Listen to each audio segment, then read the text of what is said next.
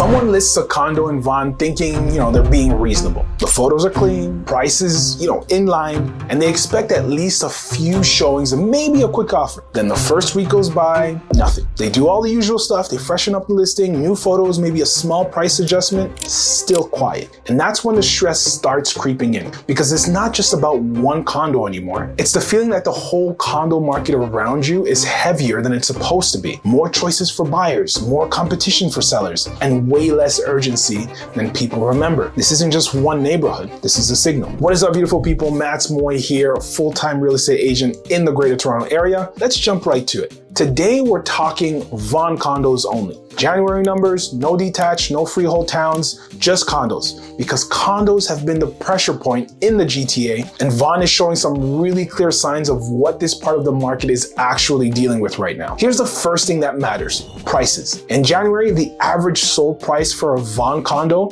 was about $576,000. The month before, it was about $615,000. That's a noticeable step down in 1 month. The median price was about $550,000, down about $580,000 from the month before. And year over year are both down a lot. The average price is down about 13.6% from last year, January, and the median is down 13.2%. That's not a tiny wobble, that's a real pullback. Now here's where people get confused. They hear prices are down and they assume sales must be dead too. But January sales in Vaughan Condos actually moved up a bit month over month. There were 60 condo transactions in January compared to 57 the month before. So the story isn't nobody is buying, the story is buyers are buying, but they're not paying what sellers hope they'd pay. That's the vibe you feel when the market shifts from seller-led to buyer-led. Deals still happen, just at different numbers and usually after more negotiation. Second proof point, listings. New listings in Vaughan Condos jumped hard in January. 210 new listings compared to 118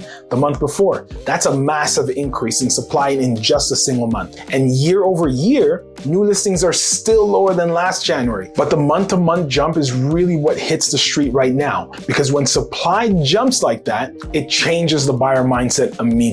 If I'm a buyer and I open up my search and I see way more options than I saw a few weeks ago, I'm not rushing. I'm not stretching myself. I'm thinking, if this one doesn't work, I'll just go look at the next one. That's leverage. Third proof point, the gap between list price and sold price. Average list price in January was about $654,000, and the average sold price was about $576,000. Median list price was $604,000, and the median sold price was $550,000. That gap matters because it tells you sellers are still anchoring to old expectations while buyers are negotiating off of today's reality. And you can see it even clearer in the sold to list ratio. Average sold to list was 97.6, median sold to list was 96.2. That's not a bidding war market. That's a discount market, not a crash, but a market where negotiation is normal again, and buyers don't feel pressure to come in at asking. Fourth proof point, how offers are landing. In January, about 10% of sales happened above the list price, about 1.7 sold at list, and about 88.3 sold below list. Let that sink in.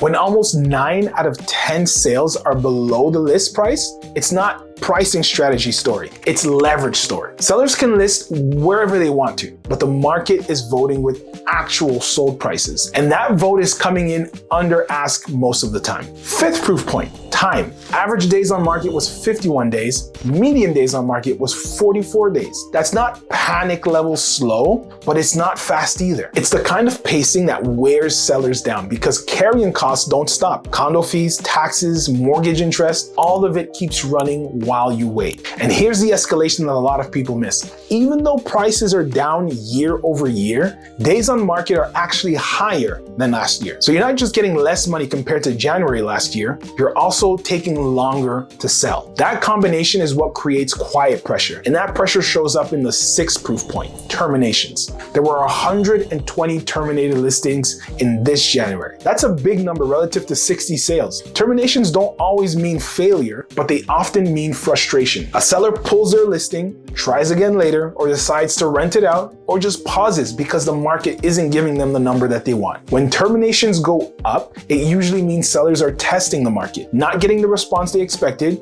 and just backing away altogether. Proof point number 7, total dollar volume. Vaughan Condo dollar volume in January was 34.6 million, down from about 44.7 million last January. That's not just about activity. That's value leaving the segment compared to a year ago. So when you put all of this together, the story's pretty clear. Supply jumped month over month. Prices are down year over year. Most sales are under list. Days on market are not improving, and terminations are high. That's the maths filter in real life. More inventory means more stress. Price cuts and under ask sales, it means sellers are chasing reality. And slower pacing means leverage isn't with the sellers right now. Now let's talk human impact, because this is where condo markets get messy emotionally. If you're a seller, especially someone who bought in the last few years, this is the part that feels unfair. You're not trying to be greedy, you're just trying to get out clean. Maybe you're upgrading, maybe you're moving, maybe life just changed, but the market doesn't care why you're selling. It only cares what buyers are willing to pay today. With today's interest rates, today's fees, and today's alternatives. If you're a buyer, this is the first time in a while where patience actually gets rewarded. More options,